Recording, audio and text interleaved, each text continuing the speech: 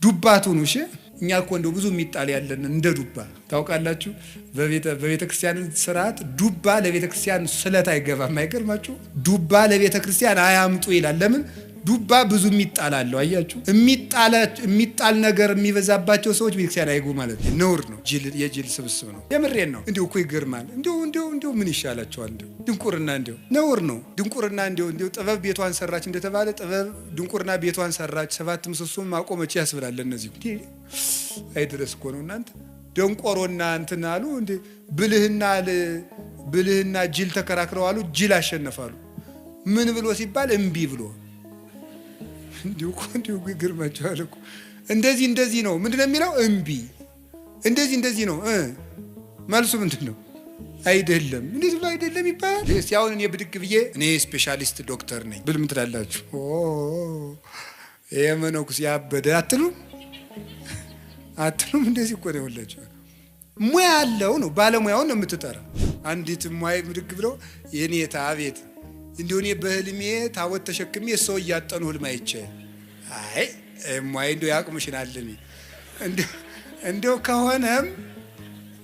ከሆነም እኔ ታወት ተሸክሜ እንደው አንቺ ብታጠኝ ይችላል እንደው ባይሆን ያም አይሆንም እኮ እንደው በየት አልፎ ባይቲ ሐሊፈቂ ድጓታ ሚረቂ ያለ እንደው ነውር እኮ ነው መጠን አለው ነው እናንተ ምን አለባችሁ አይወርዳችሁ አይሞቃችሁ እናንተ ኳስ ነው የሚደንቃችሁ ተጃጅላችሁ ያለቃችሁ ሰዎች ሴቶቹ ያወሩ ይሰማሉ አይደል ሰምታውቃላችሁ ብዙ ጊዜ የሴቶች ማህበር ወግ ይበዛዋል ግን ያወጉ ይሰማሉ የሚያስገርማችሁ ነገር እኔ ይገርመኛል ያወሩ የሚሰሙ ሴቶች ናቸውና መልቲታስክ የሚሸከሙ ጎበዞች ናቸው እውነት አሰተ አው በጣም ጥሩ ነው እሺ ለምንድነው ያወሩ እንዲሰሙ አድርጎ የፈጠራቸው ሳስበው እኔ ብዙ ልጅ ቢንጫጫባቸው የሁሉንም መንጫጫት እንዲሰሙ ነው መሰለላል ያኛው ማማ ቢል ሁሉንም ይሰሙታል ይህችን ዓለም መውደድ ልብን ያወካል መንፈሳዊን ታጨልማለችና ዓለምን የናቁ በዲያብሎስ ላይ ዘመቱ መነኮሳት በምስራቅ በለሳ ማር ቅዱስ ሚካኤል አንድነት ገዳም ከትመዋል ገዳማት በቅዱሳን አባቶች ጸሎት ታጥረው የሚኖሩ ስለ ሀገር ሰላምና አንድነት የሚጸልዩ የመነኮሳት ሰፈር ናቸው ዛሬ ግን የማር ቅዱስ ሚካኤል አንድነት ገዳም በችግር ላይ ይገኛል ድርቅ ጦርነት የማረፊያ በአታ ለመኖር የውሃ የመብራት የመንገድ አለመመቻቸት ብቻ ብዙ ወዲህ ገዳማን አጽንቶ ለማቆየት የሚደረግ ግብግብ አዎ ገዳማውያን ይጣራሉ ምጽዋት ማድረግ ከእግዚአብሔር የሚሰጥ የርህራሄ ልብ ነው ዳግመኛ ስማይል ልንገርህማ በእግዚአብሔር ቸርነት የሚሰጥ ምጽዋት ለሰው ማዘን ነው አንድም አስተካክሎ መስጠት ርህራሄን ገንዘብ በማድረግ ገዳማውያንን እንታደጋቸው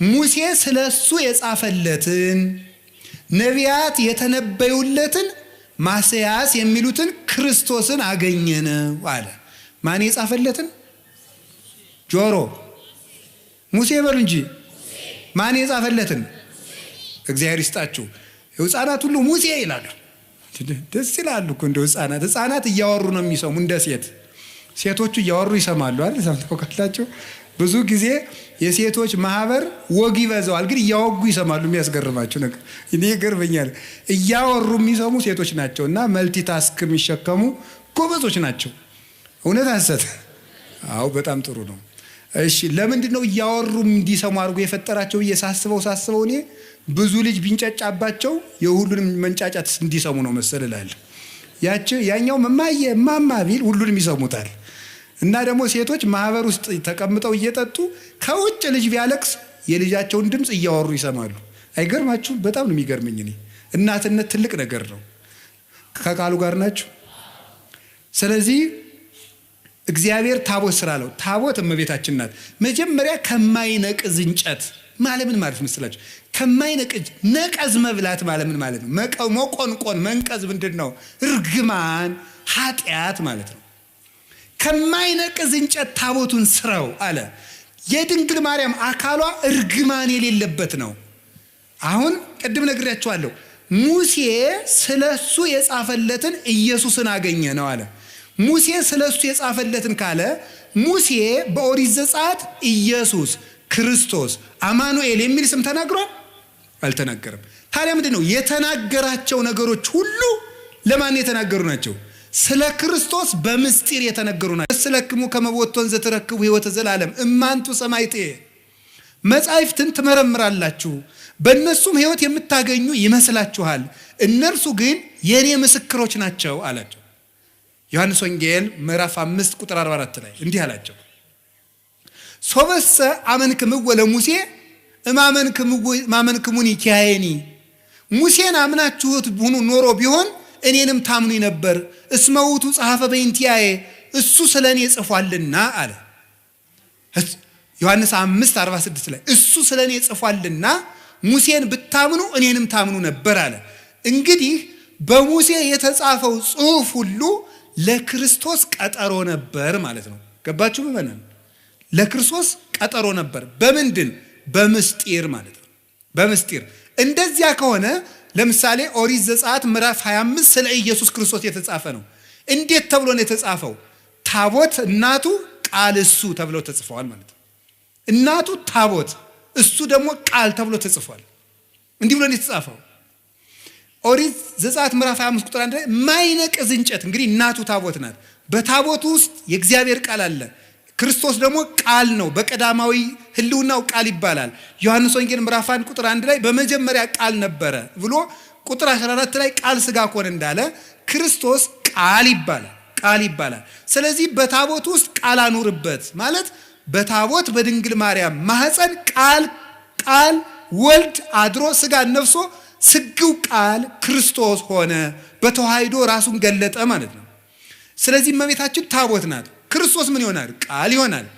እንደዚያ ከሆነ ቃሉ የሚገባበትን ታቦት የማይነቅዝ እንጨት ይሁን ማለት ድንግል ማርያም እግዚአብሔር የሚያድርባት ስለሆነች የሷ አካል እርግማን የሌለበት ነው ማለት ነው።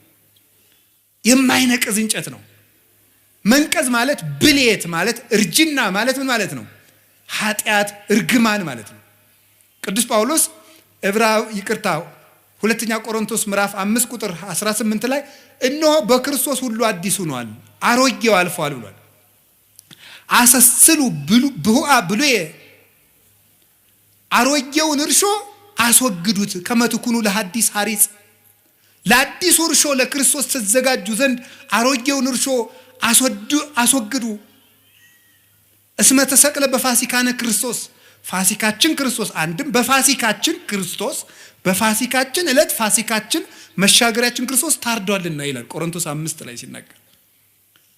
አሮጌውን እርሾ አስወግዱ። ስለዚህ አሮጌ ማለት ኃጢአት ማለት ነው። አሮጌ መንቀዝ ማርጀት ማለት ኃጢአት ማለት ነው። እርግማን ማለት ነው። ሞት ማለት ነው። ከማይነቅዝ እንጨት ታቦቱን ስራው ማለት ድንግል ማርያም መጀመሪያም ኃጢአት ሳይኖርባት ነው ያዘጋጃት። እርግማን አልነበረባትም። ከሴቶች ተለይቶሽ አንቺ የተባረክሽ ነሽ ያላት ለዚህ ነበር። ሉቃስ ወንጌል ምዕራፍ 1 ላይ እንግዲያ ምድር ሁሉ የተረገመ ነው፣ እመቤታችን ግን ለይቶ የተባረክሽ ነሽ አላት። ከወንዶች ሳይል ከሴቶች ያለ ለምንድን ነው? እርግማን የመጣ በሴት ነበረ። በሴት ስለነበረ ሴቲቱ ዓለምን ሁሉ የምትወክልላት ከሴቶች ተለይቶሽ አንቺ የተባረክሽ ነሽ ሲል ከሰው ዘር በአጠቃላይ ተለይተሽ የተባረክሽ ነሽ ነው። ከማይነቅዝ እንጨት ማለት ይሄ ነው። በወርቅ ለብጠው ምንድነው ነው? በወርቅ ለብጠው ማለት ምን ማለት ነው? ልብ ብላችሁ ስሙ የእግዚአብሔር ቤተሰቦች። መጀመሪያ ከማይነቅዝ እንጨት ስራው ማለት እንጨቱ መጀመሪያ በተፈጥሮ ይሄ ሁሉ ታቦቱ ረጅም ዘመን ሲቀመጥ እንዳይነቅዝ ነው። ከማይነቅዝ እንጨት ስራው አለው እንዳይፈርስ ነው። ይሄ ማለት ምን ማለት ነው? ድንግል ማርያም መጀመሪያ አካሏ ያዳም ሸክም የሌለበት እርግማን የሌለበት አድርጎ እግዚአብሔር አዘጋጀው። እንዴት ይሆናል? በእግዚአብሔር ኃይል ይሆናል። ታምር ነው የሷ ነገር። ከማይነቅዝ እንጨት በወርቅ ለብጠው ማለት ደግሞ ወርቅ የተባለ አንደኛውን ከማይነቅዝ እንጨት ተፈጥሮ ተሰርቶ ደግሞ ወርቅ ሲለበጥበት ታቦቱ ለብዙ ዘመን የሚኖር ይሆናል ማለት ነው። ወርቅ የተባለ የእመቤታችን ንጽህናዋና ቅድስናዋ ነው። የሰራችው ንጽህና ነው። ወርቁ በተፈጥሮ ብቻ አይደለም የሚጠበቀው። ወርቅ እንጨቱ የማይነቅዝ እንጨት ብቻ መሆን አይበቃውም፣ ወርቅ ጨምርበት።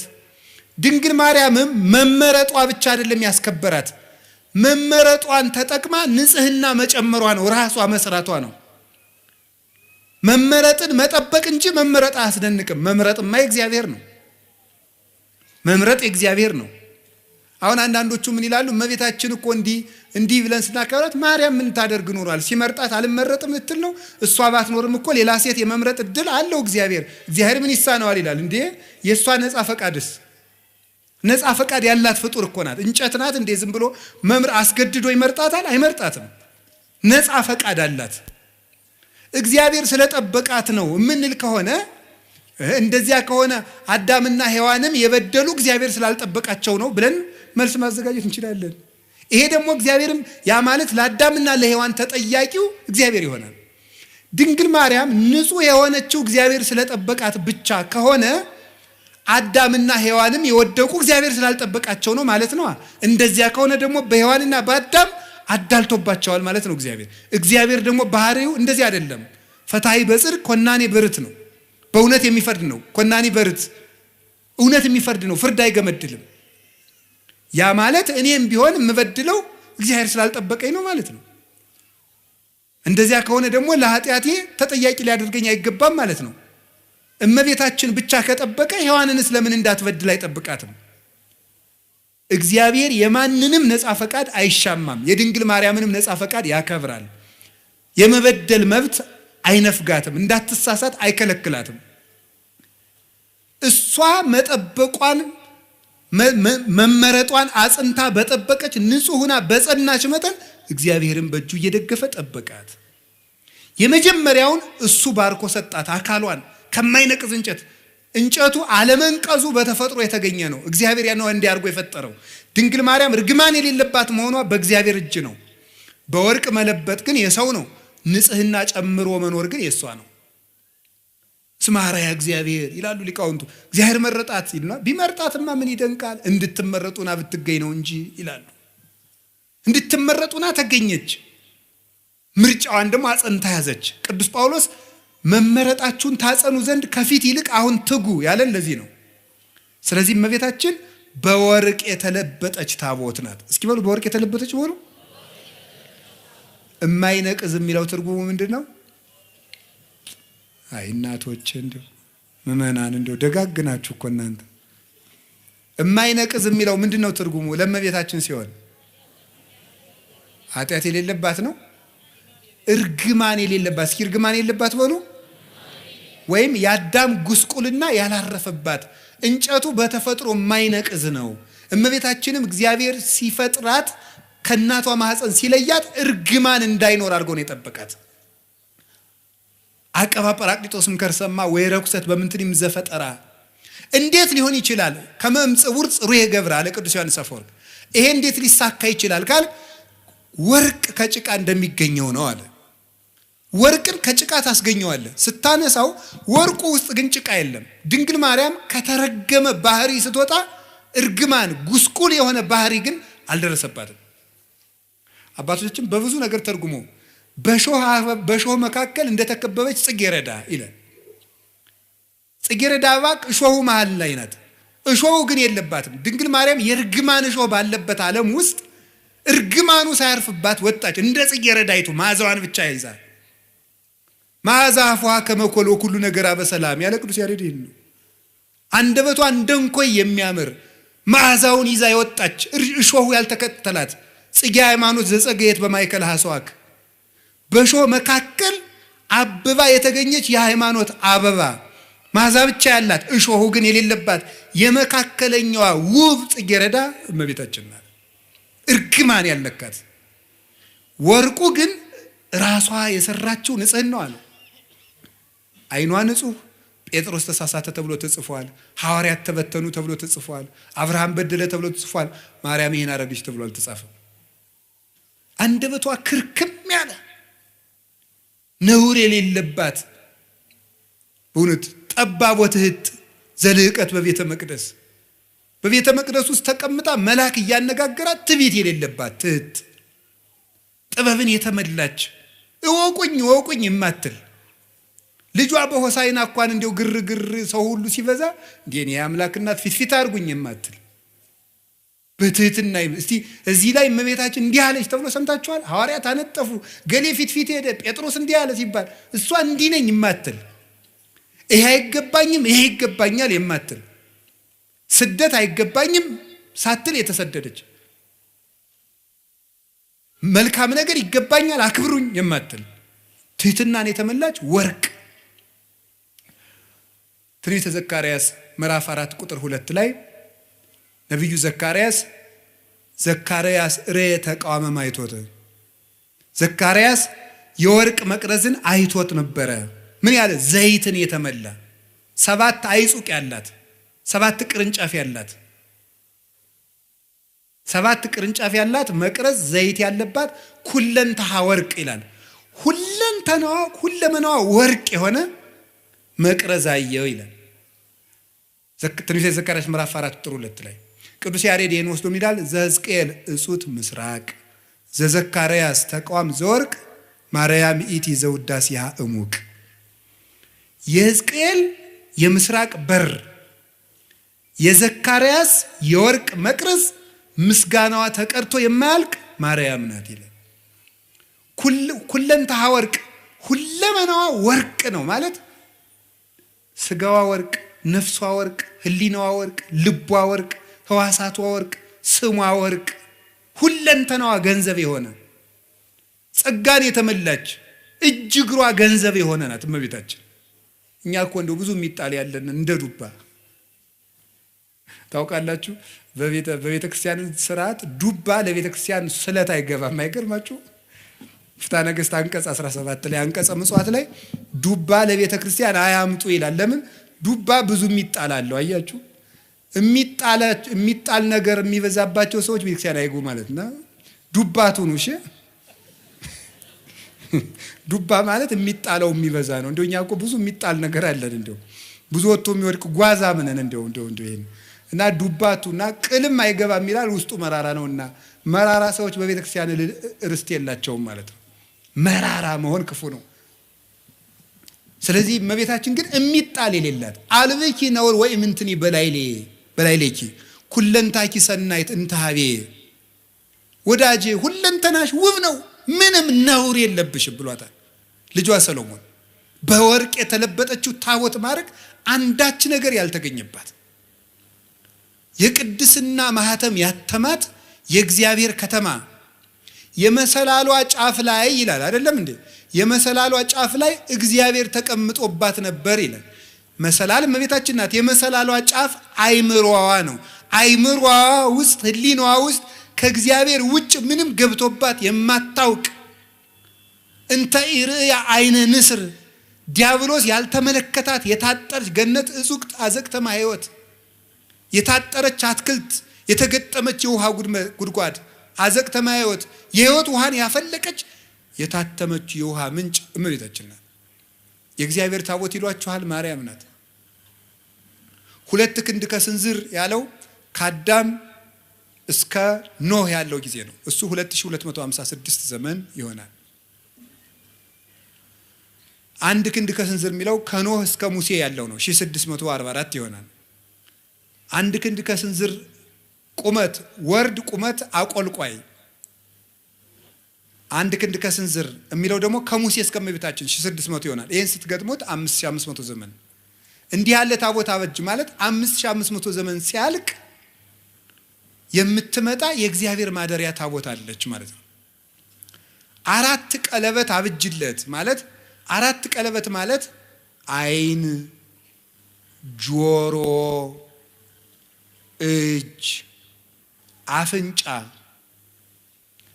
ስለዚህ 4ቱን ቀለበት በወርቅ ለብጠው የወርቅ ቀለበት ማብጅለት ማለት እመቤታችን በጆሮዋ አልበደለችም፣ በአይኗ አልበደለችም፣ በአፍንጫዋ አልበደለችም፣ በእጇ ዳሳ አልበደለችም። 4ቱን ቀለበት ወርቅ አድርገው ማለት ሰው የሚበድላቸው በሮቿ ሁሉ የእመቤታችን ንጹህ ናቸው እንደጠራ ወርቅ። የስሬት መክደኛ የተባለ ድንግልናዋ ነው። መክደኛ የታተመ ድንግልና ነው። የታተመ ድንግልና በስሬት መክደኛው አነጋገር ስሬት ማለት ይቅርታ ነው። የስሬት መክደኛ ማለት በድንግል ማርያም ድንግልና በኩል እግዚአብሔር ይቅርታን ይዞ መጥቷል። ፈቂዶ ይፈውስ ትዝምደሰብ ተገምረ በማህፀነ ድንግል ታቢዮ ለኩሉ ኃይል እለ በሰማያት ማሂደር ባህርየ ሰብን ነገደ ሰብን ላድን ባለ ጊዜ ከሰራዊተ መላእክት ተሰውሮ በድንግል ማርያም ማህፀን አደረ። እኔ እንደው ማርያም ምን አድርገልኛለች የሚለኝ ሰው ኢየሱስ ነው እንጂ የሚለኝ ሰው እግዚአብሔር ሰውን ላድን ብሎ የት ሄደ ብዬ ነው የምጠይቀው። እግዚአብሔር ሰውን ላድን ብሎ ወደ ማርያም መጣ ነው የማገኘው መጽሐፍ እኮ የሚለኝ። እግዚአብሔርን ሰውን ሊያድን መጣ እንዲህ አለ እኮ ጌታ። እስመ መጻ ወልደ እጓለ እመሕያው ከመ ይህስስ ወያድን ዘተሐጉለ የሰው ልጅ የጠፋውን ሊፈልግና ሊያድን መጥቷል አለ ማቴዎስ 18 ላይ። የሰው ልጅ የጠፋውን ሊያድን መጥቷል። የሰው ልጅ ክርስቶስ የጠፋውን ሊያድን መጣ። የጠፋውን ሊያድን ሲመጣ ወዴት መጣ? መጀመሪያ ወደ ድንግል ማርያም መጣ። እግዚአብሔር ድህነትን ይዞ ጉዞ የጀመረባት ገብቶ የከተመባት የድህነት ሀገር፣ የፈውስ ሙዳይ፣ የሃይማኖት ከተማ እመቤታችን ናት። ስለዚህ የስርየት መክደኛው ይቅርታ የተገኘበት ድንግልና ያላት የሔዋን ድንግልና ሞት ነበር ያመጣብን። የይቅርታ ድንግልና የማን ድንግልና ይቅርታ አምጥቶልናል? ይቅርታ እኮ ክርስቶስ ነው። ምህረት ክርስቶስ ነው። ጠለ ምህረት፣ የምህረት ዝናብ፣ የምህረት ጠል፣ የምህረት ውሃ፣ የምህረት ፀሐይ፣ የምህረት ብርሃን ክርስቶስ ነው። የምህረት ዛፍ ክርስቶስ ነው። የምህረት ፍሬ ክርስቶስ ነው። እሱን ያስገኘ ድንግልና የድንግል ማርያም ነው። ምህረት የሰጠ ድንግልና፣ ምህረት የፈሰሰበት ድንግልና፣ ምህረትን ዓለም ያሳየ ድንግልና የማርያም ድንግልና ነው። ዝም ብሎ ድንግልና አይደለም። ጓዲድ አብዩቱ ስብሐተ ድንግልናኪ ወማርያም ድንግል ፍጽምት በድንጋሌ ሥጋ በድንጋሌ ነፍስ ህትምት የምትሆኝ እመቤታችን በክብረ ወሊድ ላይ የተሰጠች ክብረ ድንግልና አብይ ነው፣ ብዙ ነው፣ ገናና ነው ይላሉ ሊቃውንት ውዳሴ ማርያም ሲተረጉሙ። እናንተ ምን አለባችሁ? አይወርዳችሁ፣ አይሞቃችሁ። እናንተ ኳስ ነው የሚደንቃችሁ። እንዴ ተጃጅላችሁ ያለቃችሁ ሰዎች ይቅር በሉኝ እሺ። ገሎ ማዳን ዘይቤ ማለት ነው። እሺ ከቃሉ ጋር ናችሁ። እግዚአብሔር ከሁላችን ጋር ይሁን። እና ይሄ እስቲ የስርየት የድንግል ማርያምን ድንግልና የስርየት መክደኛ በሉት። በእውነት በሉ እንጂ የስርየት መክደኛ ያለበት ምክንያት ድንግልናዋ ማህተመ ድንግልናዋ ስላልተፈታ ነው። ስርየት የተባለ ደግሞ ይቅርታን ለዓለም ያወጣ ድንግልና የእመቤታችን ድንግልና። እኔ እውነቴን ነው። አይ ካህናት የታደሉት እመቤቴ ለማኅፀንኪ እግዝእቴ በረከቱ እፈቱ እግዚአብሔር ዘተጸውረ ቦቱ ይላሉ። እመቤቴ ማርያም ሆይ የማኅፀንሽን በረከት እፈልገዋለሁ፣ ይድረሰኝ የማኅፀንሽ በረከት። እግዚአብሔር ያደረበት ወደዚች ምስራቅ የማይዞር ማን ነው? ፀሐይ ጽድቅ ኢየሱስ ክርስቶስ ወጥቶ የሚያጽደለድልባትን ያችን ምስራቅ ዘወር ብሎ ማየት የማይፈልግ የጨለማው ልጅ ካልሆነ በቀር እሱ ማን ነው? መዞር የሚያሰኘኝ እኔ ወደ እመቤታችን ነው። ወደ እሱ ያልዞርኩ ወዴት ልዞር ነው ዛሬ? የስርየት መክደኛ በስርየት መክደኛው አነጋግርሃለሁ። በሉ በስርየት መክደኛው በሉ እመቤታችን ድንግል ላይ መክደኛው ማለት ታቦቱና ታቦቱ የሚጋጠምበት መግጠሚያው ላይ ነው። ጫፉ የታችኛውና የላይኛው የሚጋጠሙበት መግጠሚያው። ይሄ የስርየት መክደኛ የእመቤታችን ድንግልና ነው። የስርየት መክደኛ የተባለበት የእመቤታችን ድንግልና መጀመሪያ ብቻ ክርስቶስን ወልዶ ያቆም አይደለም፣ ዘላለም ይቅርታን ያሰጣል። ከልጇ ጋር እያስታረቀ እንማጸንበታለን። ባቀፉ እጆቿ፣ በሳሙ ከንፈሮቿ፣ ባዘለ ጀርባዋ፣ በወሰነችው ማኅፀኗ ብለን እንማጸናለን። ዛሬም ይቅርታን ይሰጠናል። ስለዚህ ድንግል ማርያም ማኅፀኗ የይቅርታ ማኅፀን ነው። አነጋግርሃለሁ ማለት ምን ማለት ነው? የድንግል ማርያም ማኅፀን የሃይማኖት መስበኪያ ነው።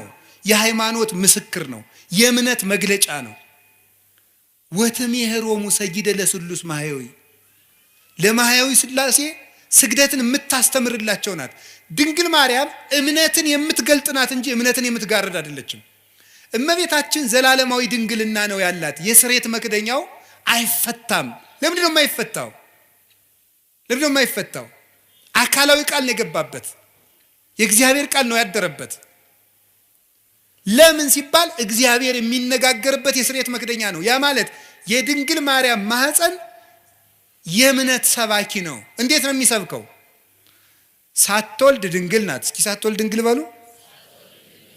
ስትወልድ ድንግል በሉ። ስትወልድ ድንግል በሉ። እሺ፣ ከወለደች በኋላ ድንግል በሉ። እስኪ እንደገና ደግማችሁ ንገሩኝ። ያው ሶስቱንም ንገሩኝ እንጂ። እሺ፣ ከወለደች በኋላ። ይሄ ማለት ምን ማለት ነው? በስሬት መክደኛው ምን እልሃለሁ ነበር ያለ? ዘብዛባ ሁኜ እንዳይመስላችሁ እሺ። ነገርን ከነገር ለማገናኘት ነው የምደግመው። እሺ፣ በስሬት መክደኛው ምን አረጋለሁ ነው ያለው? የስሬት መክደኛ ያልነው በሐዲስ ኪዳን ሲተረጎም ምንድነው? የእመቤታችን ምንድነው? ድንግልናዋ ነው የስሬት መክደኛ። ስሬት የተባለ ይቅርታን የሰጠ ክርስቶስ ከማን ስለተወለደ ነው?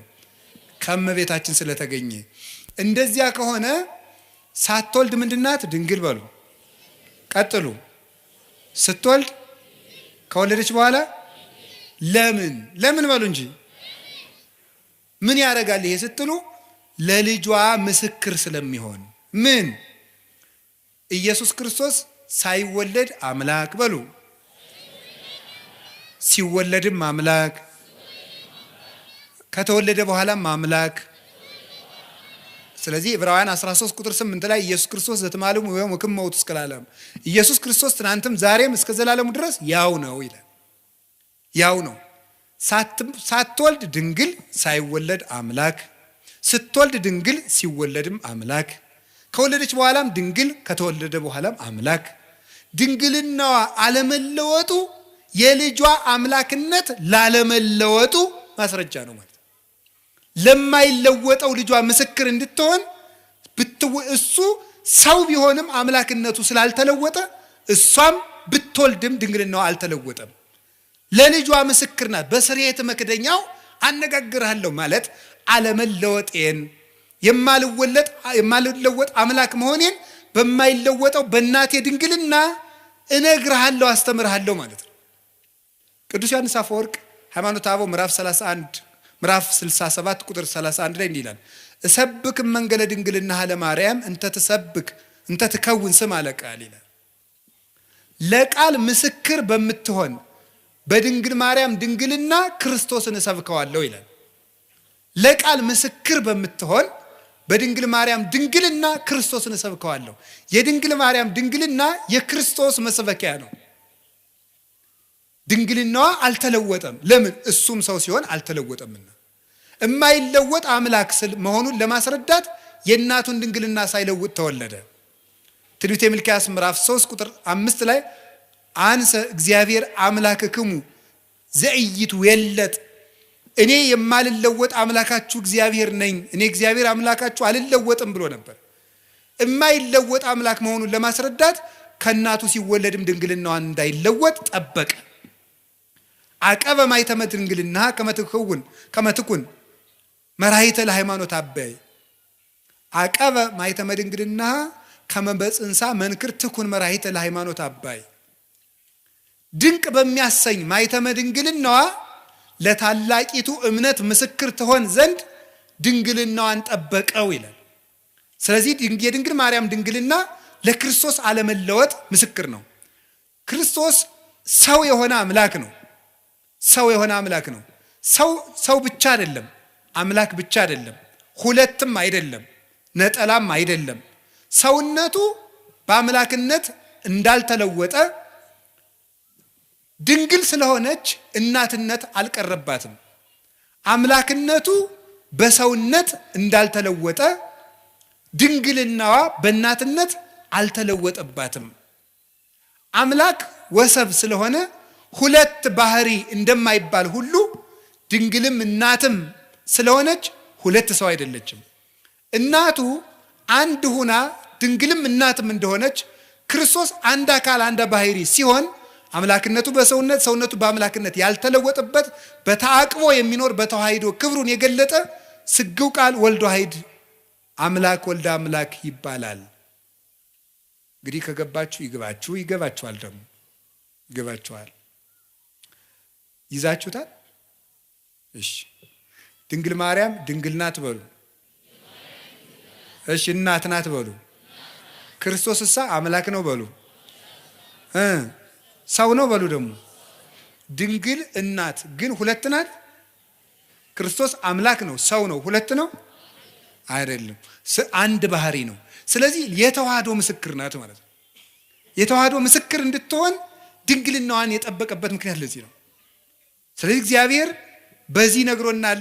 ትንቢተ ሕዝቅኤል ምዕራፍ 44 ቁጥር 2 ላይ ድንግል ማርያም ድንግል ሆና የሆነችውና በዘላለም ድንግልና የቀጠለችው ድንግልናው ያልተለወጠው ለምንድን ነው ብትሉ፣ አንደኛ ለልጇ ምስክር እንድትሆን ነው። አሁን ባልኳችሁ የልጇን አለመለወጥ እንድትመሰክር፣ የልጇን ተዋህዶ እንድትመሰክር፣ ለልጇ ምልክት እንድትሆን። ትንቢተ ኢሳይያስ ምዕራፍ 7 ቁጥር 11 ላይ እግዚአብሔር ይውበክሙ ትእምርተ፣ እግዚአብሔር ምልክት ይሰጣችኋል፣ ድንግል በድንግልና ጸንሳ በድንግልና ትወልዳለች፣ ስሙንም አማኑኤል ትለዋለች አለን። ማቴዎስ ምዕራፍ 1 ቁጥር 23 ላይ በነቢይ የተነገረው ይፈጸም ዘንድ ስሙን አማኑኤል ትበለው በለው፣ ድንግል በድንግልና ትወልዳለች፣ ስሙም አማኑኤል ይባላል የተባለ ይፈጸም ዘንድ አለ። እግዚአብሔር ምልክት ይሰጣችኋል፣ ድንግል ትወልዳለች አለ።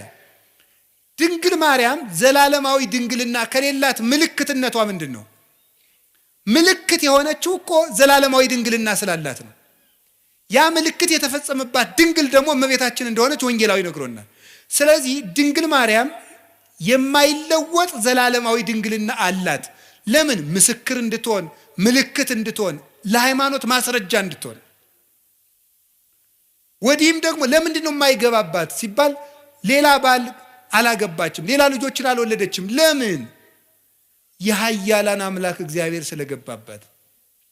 ሕዝቅኤል ምዕራፍ 44 ቁጥር 4 ላይ እንደተነገረው የሰራዊት ጌታ እግዚአብሔር ገብቶባታልና ሌላ አይገባባትም፣ ተዘግታ እጹታ ትነብር ለዓለም፣ ለዘላለሙ ታትማ ትኖራለች። መልስ ለምን? እግዚአብሔር ስለገባባት። እግዚአብሔር ስለገባባት። አንዳንዶቹ ምን ሊሏችሁ ይችላሉ? አረ ትንቢተ ሕዝቅኤል ምዕራፍ 44 እኮ ስለ ማርያም የሚመለከት አይደለም ይላል። አይድረስ እኮ ነው እናንተ። ደንቆሮና እንትን አሉ እንዴ፣ ብልህና ጅል ተከራክረው አሉ፣ ጅል አሸነፋሉ። ምን ብሎ ሲባል እምቢ ብሎ። እንዲሁ ይገርማችኋል እኮ። እንደዚህ ነው። ምንድነው የሚለው? እምቢ። እንደዚህ ነው። መልሱ ምንድን ነው? አይደለም። እንዴት ብሎ አይደለም ይባላል?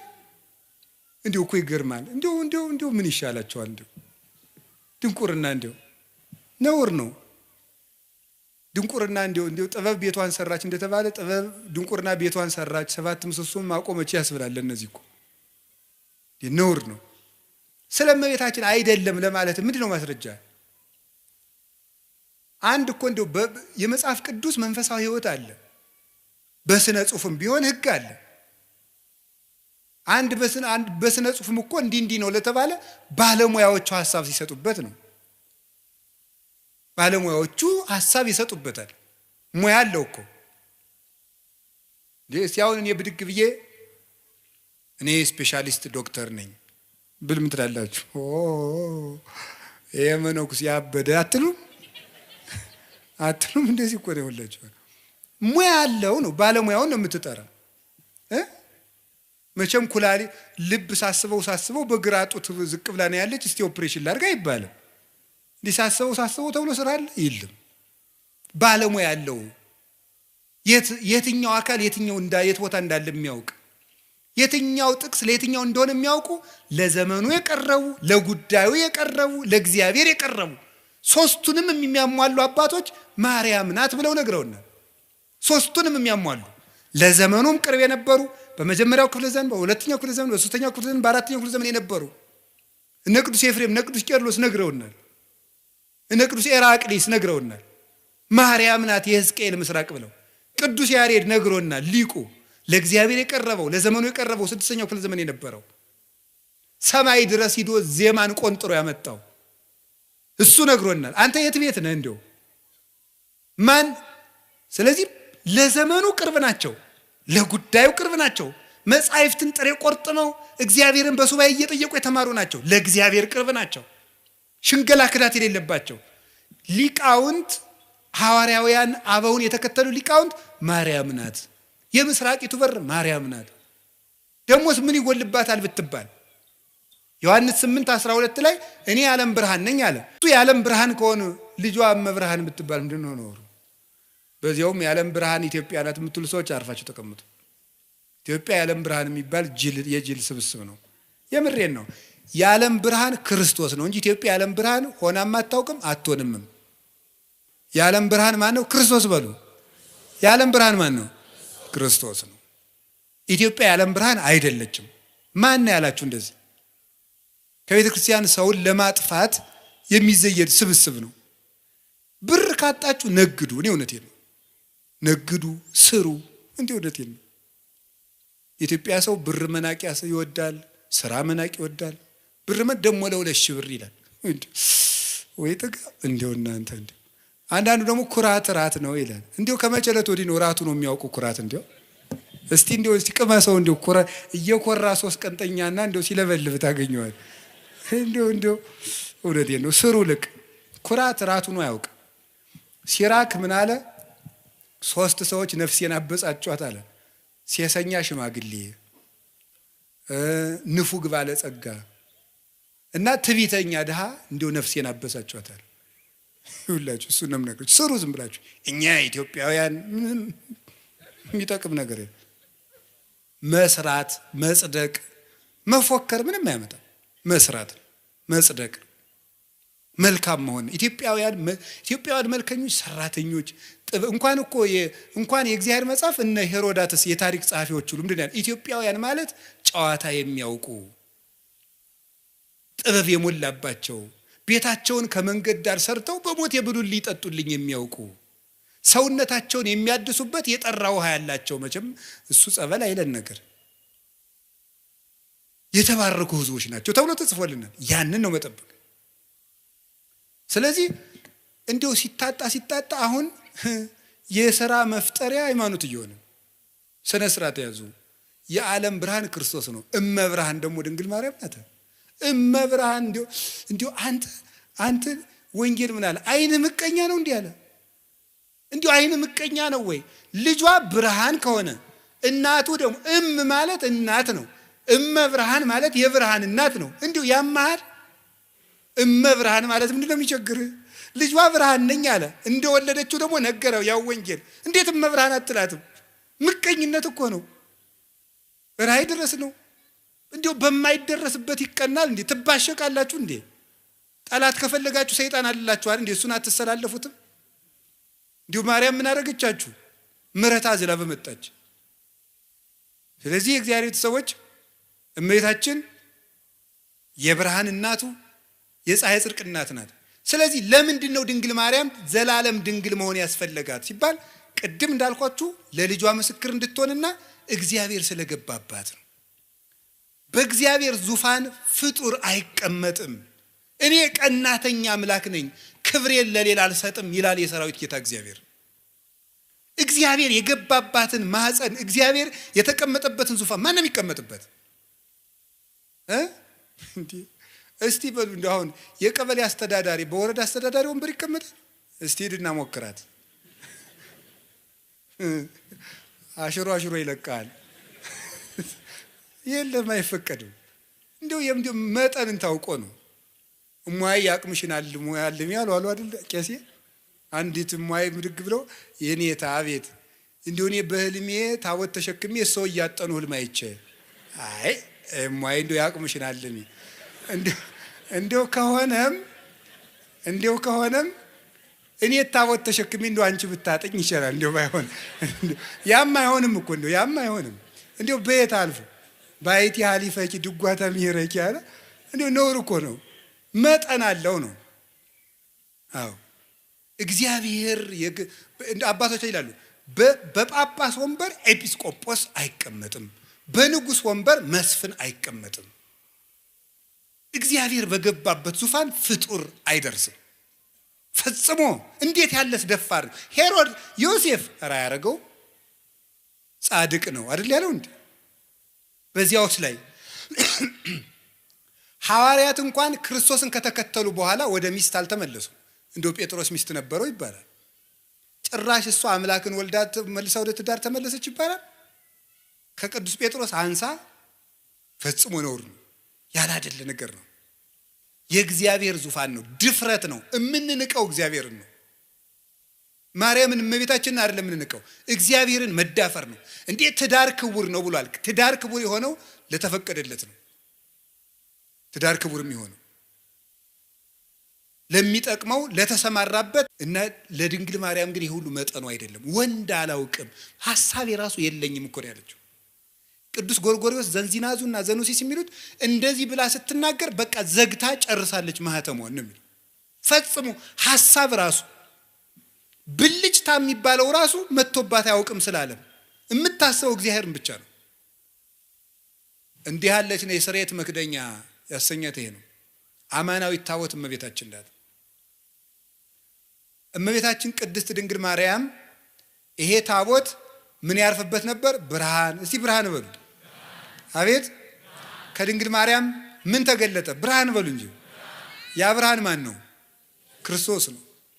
ብርሃን ያረፈባት ታቦት እመቤታችን። ያንን ብርሃን ምን ይከበው ነበር አልኳችሁ? በሉ እንጂ ምን አለ? መንፈስ እግዚአብሔር ቅዱስ ይመጽእ ላዕሌኪ ወኃይለ ልዑል ይጼልለኪ። የእግዚአብሔር መንፈስ ባንቺ ላይ ይመጣል፣ የልዑል ኃይልም ይጋርድሻል። ሀብተ መንፈስ ቅዱስ የተጋረዳት መንፈስ ቅዱስ በሀብተ መንፈስ ቅዱስ የተጋረደች። ቅዱስ ቄርሎስ ሲናገር መኑ ውእቱ ዘከማከ ዘከለለ መንበሮ በእሳት ይላል። ቅዳሴ ቄርሎስ ላይ ሲናገር መንበሩን በእሳት ያጠረ እንዳንተ ማን ነው ይላል። መንበር እናቱ ናት። በእሳት መታጠሯ መንፈስ ቅዱስ ይጋርድሻል መባሏ ነው። የታጠረች መንበር ናት። ያችን እሳት ደፍሮ እንኳንስ ረተው ጎበዝ እንኳን እመቤታችንን እኮ የሰማዩን ዙፋን እንኳን እናቷ አይደለም እኮ ያ ዙፋን ያንን እኮ ኪሩቤል ፊታቸውን ሸፍነው ነው ማየት አይቻልንም ብለው ማርያም እመቤታችን እንኳን ሊዳስሳት ሰው በስጋዊ ፈቃድ ሊቀርብ ይቅርና የሰማዩን እንኳን ማየት አልተቻላቸው። እቺ ደግሞ እናቱ ናት። ስለዚህ እመቤታችን ቅድስት ድንግል ማርያም የእግዚአብሔር ዙፋን ናት። ደመና መንፈስ ቅዱስ የጋረዳት ናት። መስዋዕት ያርግ ነበር በታቦቱ። እመቤታችንንም ጸሎት እናሳርግባታለን ታቦት ስለሆነች። ቅዳሴ መሃል እመቤታችን ለምን ጠርለም ተፈስሒ ወዘንሥእ ለኪ ዳይና ቅድስት ምልዕተ ክብር ድንግል በኩሉ ጊዜ ወላዲተ አምላክ እሙለ ክርስቶስ አይርይ ጸሎተነ ዲበ መልዕልት አበ ፍቁር ወልድኪ። ሌላ የለው። ድነተ ሥጋ ድነተ ነፍስን የምንለምንሽ ክብርን የተሞላሽ ቅድስት ወይ ደስ ይበልሽ። ወደ ልጅሽ ወደ ላይ ወደ ወዳጅሽ ወደ ላይ ጸሎታችንን አሳርጊ። በቃ የለም። ታቦት ናታ። እስራኤል በታቦት ጸሎት ያሳርጉ ነበር። እኛ በእመቤታችን ታቦትነት ጸሎትን ወደ ልጇ እናሳርጋለን። ሰዎች ግን የሚመስላቸው ድንግል ማርያም አማላጅ ናት ሲባል የለም ክርስቶስ ዓርብ በደሙ ስላስታረቀን የሱን አማላጅ